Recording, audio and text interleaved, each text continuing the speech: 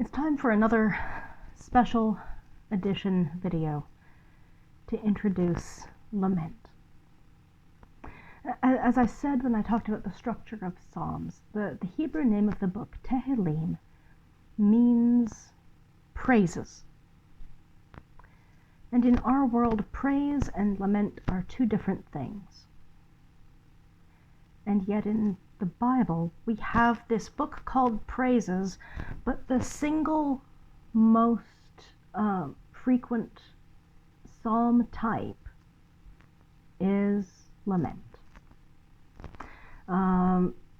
Roughly a third of all psalms are lament psalms. Depends exactly how you count them.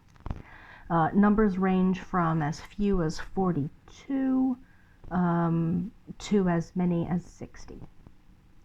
The reason for that discrepancy, there are several cases where it's hard to tell if you're in a lament psalm or if as we've seen in other psalms we've looked at so far, if you're in a trust psalm, because they share some similar features.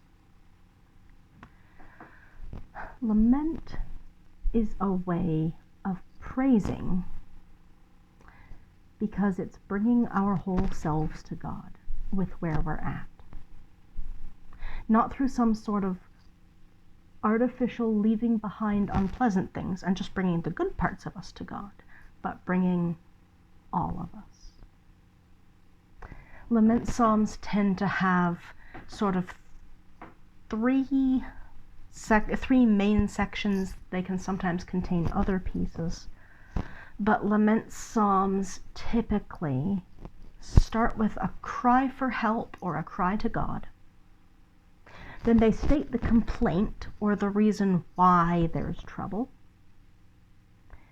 And then conclude with some sort of trust statement, trust in the God who's good. That's why it can be hard to tell, if you have a really big trust section, are you in a trust psalm or in a lament psalm with a lot of trust?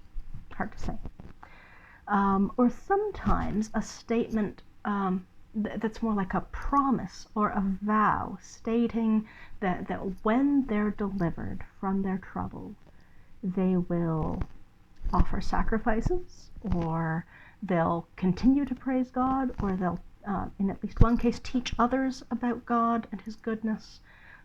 Some sort of statement of how they'll respond to the goodness that they are confident God will show.